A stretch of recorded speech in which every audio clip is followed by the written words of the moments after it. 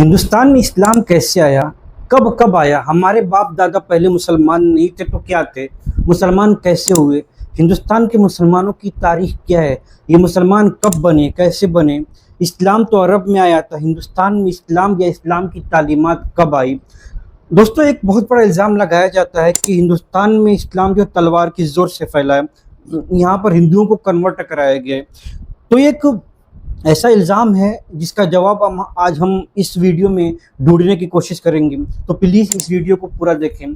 दोस्तों, मैं मोहम्मद अफजल अपने YouTube channel Indian Muslim talks, यह चैनल मैंने बनाया है और इसमें सिर्फ और सिर्फ मुसलमानों के मसाइल, मुसलमानों की तारीख, मुसलमानों की हिस्ट्री के बारे में बात होगी। तो अपने इस चैनल पे मैं आपका वेलकम और आपका स्वागत करता हूँ। दोस्तों, इस्लाम हिंदुस्तान में कब आया उसको आप अगर पढ़ेंगे तो सबसे पहला आपको मिलता है केरला के अंदर। अरब उस ज़माने में भी बहुत पैसे वाले थे। इस्लाम जब आया और इस्लाम के 6ठी सदी ईस्वी में अरब जो है वहाँ से बहुत बड़े बड़े ताजिर थे, हिंदुस्तान में समुंदर के रास्ते से वो केरला आया जाया करते थे। और ऐसा नहीं कि पहली बार आने के बाद उन्होंने इस्लाम को फैला दिया, बल्कि उनका एक ट्रेड, उनकी तिजारत केरला के साहिल पे, समुंदर के किनारे और जहाज़ के रास्ते से वो अरब से आते और जाते थे और वहाँ से सामान लेके यहाँ आते थे, यहाँ के मसाले वगैरह लेकर जाया करते थे। इस तरह से वो, और ये सारे के सारे ट्रेड जो होते थे, वहाँ के जो बादशाह हुआ करते थे उस ज़माने में, बादशाह की ज़ेरी निगरानी, बादशाह की देख रेख में हुआ करता था कि दूसरे मुल्कों से हमारे मुल्क में क्या आ रहा है, हमारे मुल्क से वहाँ क्या जा रहा है और कौन लोग आ रहे हैं, कैसे लोग आ रहे हैं। तो इस तरह से इसके साथ साथ, ट्रेड के साथ साथ जब बातचीत हुई, उनके अखलाक देखे गए, वहाँ के जो मुसलमान आते थे उनके अखलाक, उनके किरदार, उनके कैरेक्टर, और फिर उनकी बातें सुनोगी। फिर यहाँ के बादशाह ने उनके धर्म के बारे में जानने का एक इच्छा जाहिर की, एक तजस्सुस पैदा हुआ कि कौन सा धर्म ये लोग अपना रहे हैं, इतनी अच्छी चीज़ें।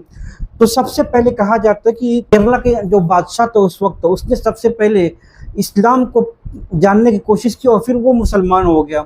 और जब बादशाह मुसलमान हुआ तो फिर उसके साथ साथ बहुत सारे लोग वहाँ पे मुसलमान हुए, इस्लाम को कबूल किए। तो ये एक हिस्ट्री मिलती है केरला के अंदर। तो ये हो गया, साउथ इंडिया में इस तरह से इस्लाम आया।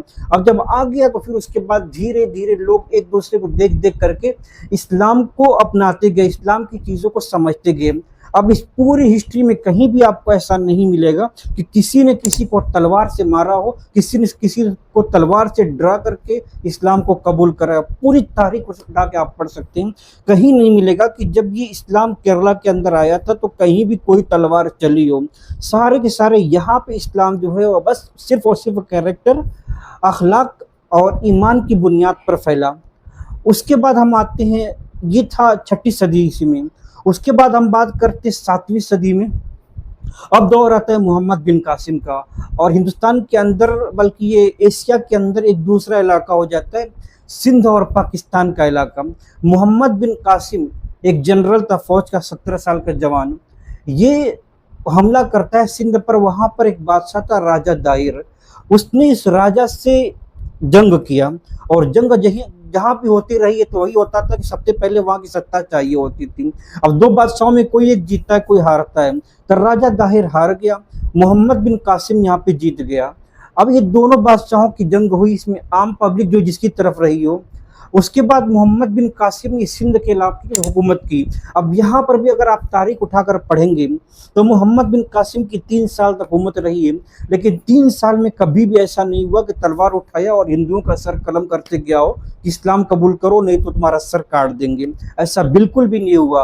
हाँ, ये चीज़ ज़रूर मिलती कि जब मोहम्मद बिन कासिम की हुकूमत थी, और यह आमतौर पर होता है कहीं भी कोई भी हुकूमत हो, उस मुल्क के अंदर जो लोग रहते हैं उनसे कुछ न कुछ टैक्स लिया जाता है। तो मोहम्मद बिन कासिम के दौर में भी जो हिंदू पब्लिक थी उससे कुछ टैक्स लिया जाता था, लेकिन कभी भी किसी का तलवार से सर नहीं काटा गया कि तुम इस्लाम कबूल करो। और 3 साल में भी वहाँ अक्सरियत हिंदू की थी, अक्सरियत मुसलमान की नहीं थी। तो मोहम्मद बिन कासिम के पूरे दौरे हुकूमत में कभी भी मास कन्वर्जन नहीं हुआ, और ये बात भी तारीख में है। अब उसके बाद दौर आता है 12वीं सदी से 16वीं सदी का। अब ये दौर क्या था, जब मुगल और तातारी हुकूम जो लूट मार चल रही थी, उस दौर में ईरान से, मुल्तान से, ताजिकिस्तान से सूफी हजरात हिंदुस्तान में चले आ रहे थे अपनी जान की हिफाजत के लिए कह रहे हो, या फिर किसी इस्लाम उन लोगों के पास पहले ही से था, तो अपने इस्लाम का प्रचार करने के लिए वह हिंदुस्तान की तरफ आए। अब उस दौर में आती निज़ामुद्दीन औलिया, पंजाब के अंदर आते हैं बाबा फरीद देहलवी और ख्वाजा कुतुबुद्दीन बख्तियार काकी। ये कुछ ऐसे नाम हैं जो हिंदुस्तान में उस 12वीं सदी से 16वीं सदी के दौरान है, और उसी में मुगलों का हुकूमत का दौर है।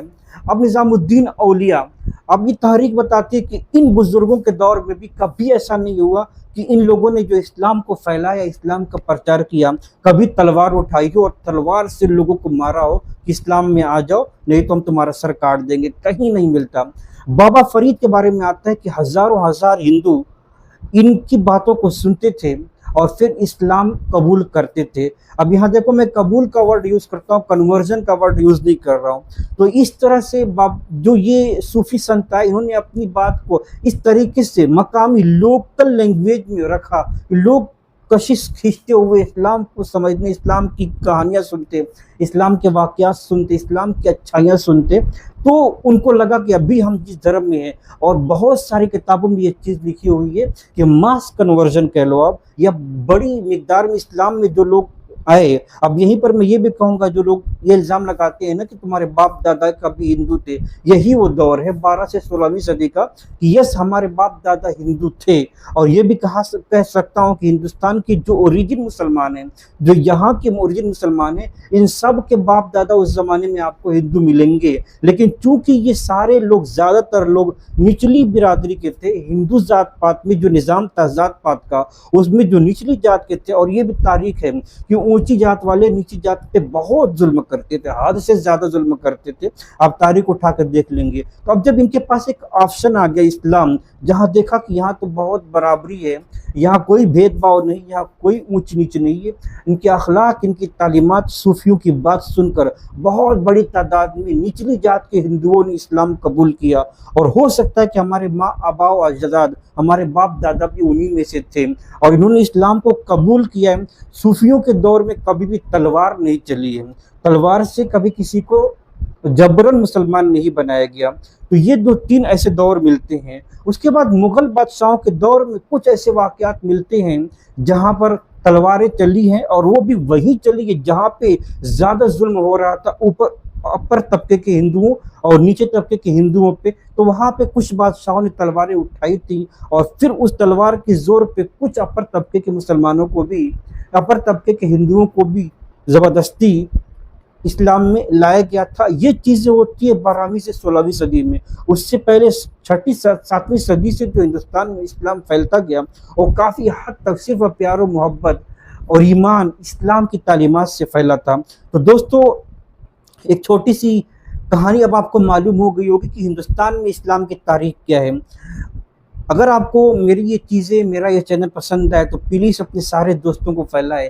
इस चैनल का नाम पहले कुछ और था, अभी मैंने इसका नाम बदल करके इंडियन मुस्लिम टॉक्स रखा हुआ है। अब ये पूरे हिंदुस्तान के मुसलमानों की बात को इस चैनल पे हम लाएंगे, और हो सकेगा तो इस पे हम पॉडकास्ट भी बड़ी बड़ी शख्सियात का, बड़ी बड़ी मुस्लिम शख्सियात का पॉडकास्ट भी करेंगे। तो बस आपका प्यार चाहिए और आपका सपोर्ट चाहिए। तो दोस्तों, मिलते हैं बहुत जल्द दूसरी वीडियो में, तब तक के लिए अल्लाह हाफिज़।